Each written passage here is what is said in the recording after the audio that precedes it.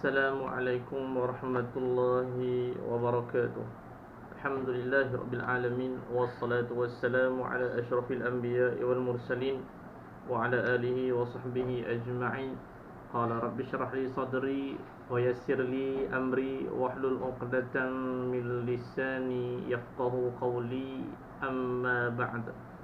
Muslimin muslimat yang dirahmati Allah Subhanahu wa taala.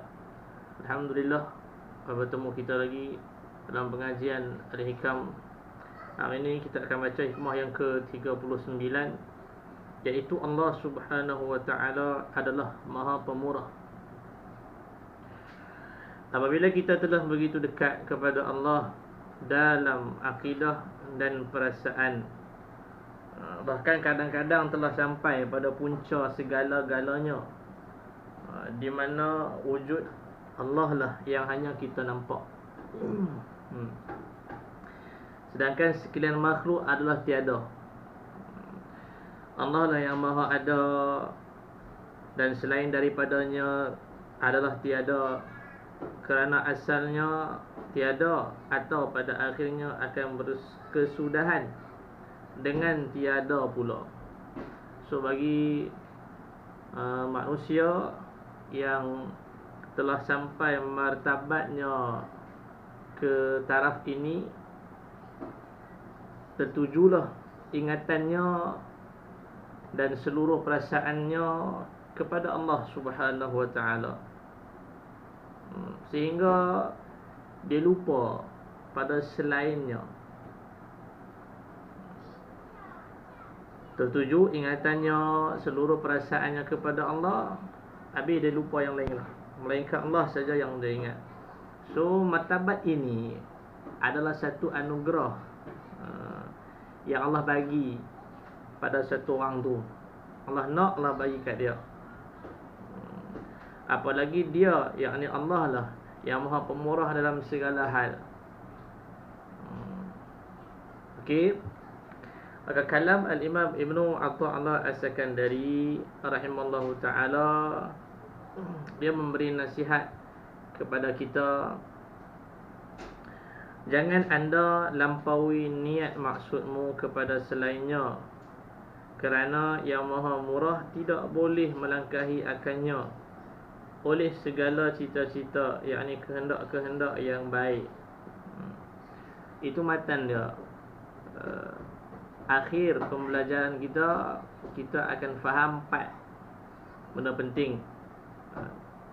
Yang pertama,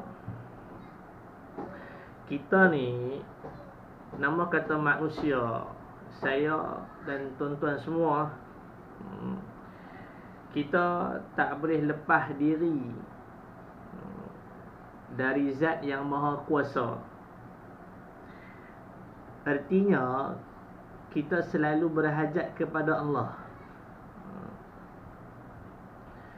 dan kita harus mengetahui dengan seyakin-yakinnya bahawa Allah Subhanahu wa ta'ala itu adalah yang maha pemurah. Hak tu kita mesti yakin. Sebab tak mungkin secara adatnya kita dapat menghitung segala nikmat-nikmat Allah Subhanahu wa ta'ala. Makan, nikmat minum, pakaian, kesihatan, udara yang kita hirup, kesihatan tubuh kan, mata penglihatan, telinga pendengaran, akal fikiran dia berjalan elok, dengan daya tangkap dia, serta bermacam-macam nikmat lagi. Adat dia tak mungkin kita boleh hitung satu persatu nikmat tu semua. Okey, maka ini adalah pemberian Allah. Okey, ini adalah pemberian Allah dan anugerah dia. So bagi kita yang diberikan nikmat oleh Allah, wajib terima kasih dan syukur pada dia. Jadilah kita dalam golongan hamba yang baik dan dikasihinya. Kalau sebalik daripada itu, tidak tahu berterima kasih, sudah tentu kita digolongkan dalam kalangan orang yang kufur. Firman Allah Subhanahu wa taala dalam surah Ibrahim ayat yang ke-34, wa ataakum min kulli ma sa'altumuh wa in ta'uddu ni'matallahi la tuhsuha innal insana lazalumun kaffar. Maksud dia, dan dialah yang telah memberikan sebahagian daripada apa yang kamu minta. Dan jika kamu hitung nikmat Allah itu, nescaya kamu tak akan dapat menghitungnya. La tuhsuha innal insan, Allah kata sesungguhnya manusia itu, kita ni banyak kesalahannya, suka langgar perintah Allah. Bukan saja suka langgar, bahkan tak tahu berterima kasih kepada dia. Itu perangai sifat manusia ni. So mudah-mudahan kita tidak termasuk dalam golongan orang-orang yang disebut oleh Allah dalam ayat itu. Berarti kita sebagai hambanya, kalau kita masuk dalam tu, makna kata kita ni memang tak hargailah nikmat yang Allah bagi kat kita. Selesai. Itu yang pertama. Umum dia, kita nampak kita ni banyak sangat nikmat Allah bagi. So wajib terima kasih, syukur kepada dia. Yang kedua, bila kita dah tahu yang pertama, so yang kedua, kita tak boleh memohon atau minta kepada selain dari Allah. Hang tak boleh minta kepada makhluk yang lain, melainkan hanya kepada Allah saja. Maksud dia di sini, kita minta bantuan kepada selain Allah, kerana kita minta pada makhluk, kemudian kita berpegang kepada dia, bahkan kita bersandar kepada mereka. Kalau dia tak bagi, habislah aku, tak boleh hiduplah aku. Kalau dia tak bagi, habislah aku, tak boleh nak makan apa. Ini salah sama sekali. Okey. Dulu kita dah sebut dah, boleh minta, tapi hati kita bukan pada makhluk tu, tapi pada Allah Subhanahu wa taala yang memberi. Allah nak gerakkan hati dia boleh bagi kat kita. Ya, Allah kalau dia tak bagi, Allah ada rancangan terbaik untuk kita. Balik kepada Allah. Maka sandaran yang begini, permintaan yang begini kepada selain Allah, yakni berpegang dan bersandar kepada makhluk itu, kalau dia tak bantu kita, habislah kita susah. Ini salah sama sekali. Kita kadang-kadang tu kita kadang-kadang kita berniaga, kan, berniaga sendirilah, laris jualan tu. Setiap hari tak pernah langsung lah, berapa puluh tahun lah kita berniaga, tak pernah ada kurang. Sehingga kan kita nak main hari esok tu, tak masuk lagi esok, kita boleh confirm tu, kita boleh yakin bahawa esok kita akan dapat banyak ni sekian-sekian. So yakin kepada itu, bersandar kepada usaha kita tu sangat bahaya. Okey. Ataupun dia makan gaji bulan-bulan, tak apa, nanti mai hujung bulan ni ada gaji, tiba-tiba mai lambat sikit, habislah kita nak makan apa lepas ni. Itu bahaya. Okey. Hilang pergantungan kita, tak tahu nak pergi mana, sebab kita sandar kepada makhluk dulu. Kita sandar berharap kepada orang. So bila orang tu tak main sekali, dia tak bagi sekali, berapa lama dia tak bagi, kita jadi habis lah, putus asa, tak ada tempat lah nak pergi. Sebab tu bila kita sandar kepada Allah, dia tak bagi pun tak apa, kita ada Allah. Itu cara dia.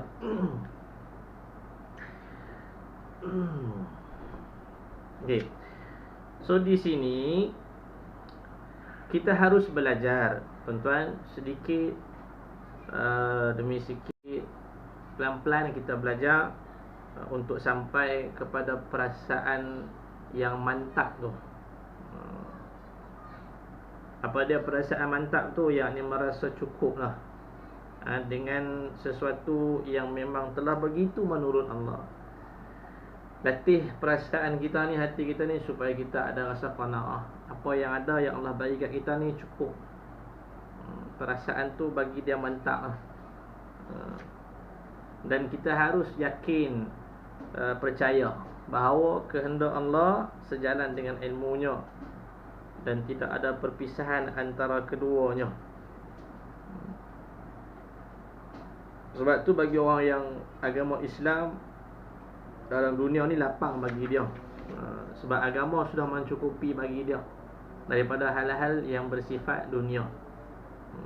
Okay. Baik. Sebab tu Nabi Ibrahim alaihi salam, waktu dia nak kena campak dalam api, nak kena buang dalam api dah tu, orang di sekeliling dia ni tengok. Dia pun kata, wahai Ibrahim, bukankah engkau sangat rapat dengan Allah? Bukan hang rapat dengan Allah ke? Bukan hang kekasih Allah ke? Minta lah dengan dia. Ni hang nak kena tiap nak campak masuk dalam api dah ni. Apa kata Nabi Ibrahim alaihi salam ketika itu? Hasbi min su'ali ilmuhu bihali. Artinya Ibrahim kata, aku merasa cukup, tidak merasa perlu dari bermohon kepada Allah, sebab dia mengetahui hal keadaanku sekarang. Pada waktu itu Nabi Ibrahim alaihi salam, tuan-tuan, dengan seluruh perasaannya dan ingatannya melihat Allah yang tidak seumpama dengan sesuatu. Keyakinan Nabi Ibrahim alaihi salam itu begitu tinggi, sehingga dia merasai Allah mengetahui benar tentang hal keadaannya. Allah mengatur benar tentang hal urusannya. Allah mengetahui sangat-sangat yang dia sedang berada dalam kesukaran, dan dia yakin Allah akan membantunya. Kerana itu Nabi Ibrahim alaihi salam mengatakan bahawa untuk apa ia meminta kepada Allah? Buat apa aku nak minta padahal Allah telah mengetahui segala-galanya? Nampak? Itulah perasaan seorang Nabi, dan ini adalah martabatnya Nabi Allah Ibrahim alaihi salam. Martabat ini dia tak boleh diturut-turut oleh kita apabila kita belum sampai kepada tingkat yang demikian.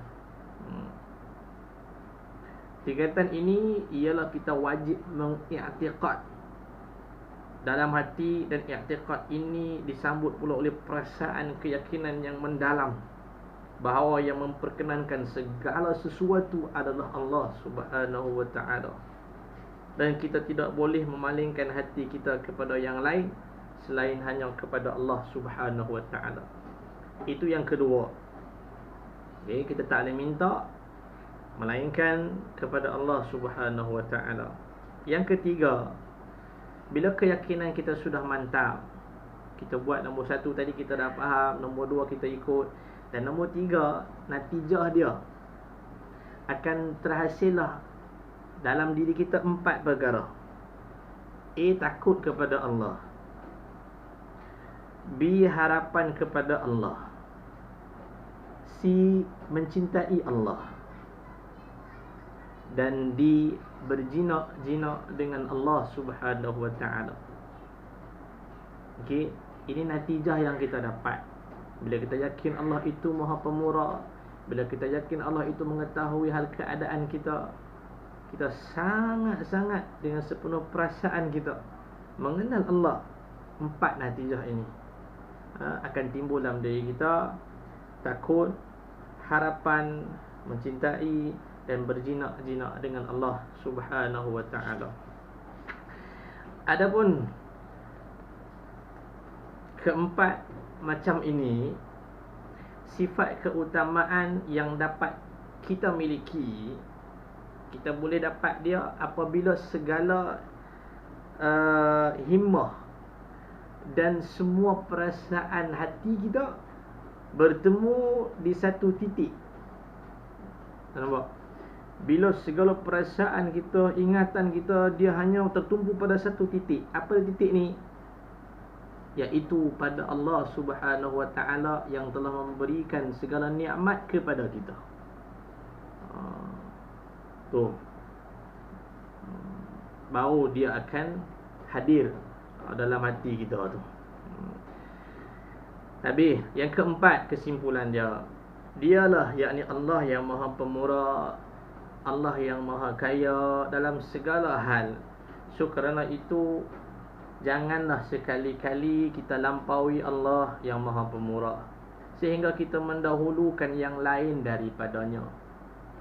Bila kita dah tahu apa yang kita belajar tadi, jangan sekali-kali kita letak makhluk di hadapan.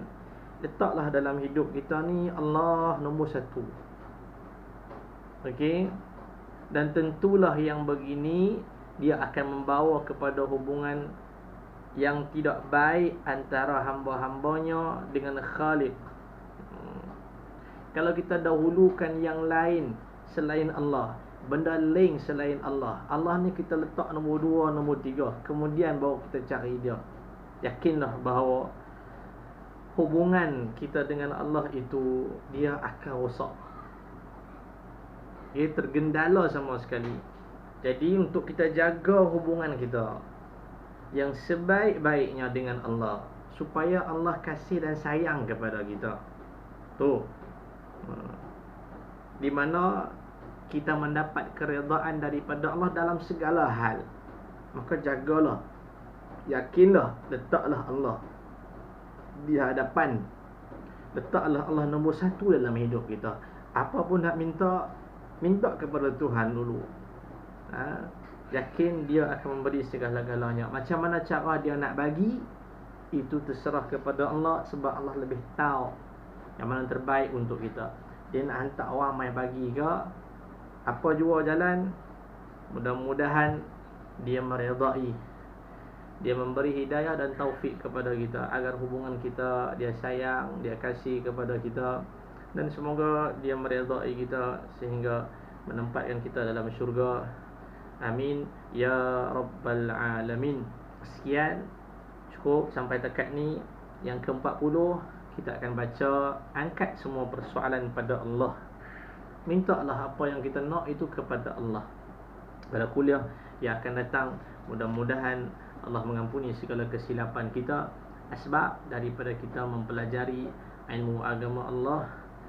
Dan segala yang baik itu sudah tentu daripadanya, yang tidak baik itu daripada kelemahan dan kesilapan diri saya sendiri. Saya mohon keampunan kepada Allah. Saya mohon maaf kepada tuan-tuan atas bahasa saya yang terkasar. Terima kasih tuan-tuan sudi menonton. Sekian, wassalamualaikum warahmatullahi wabarakatuh.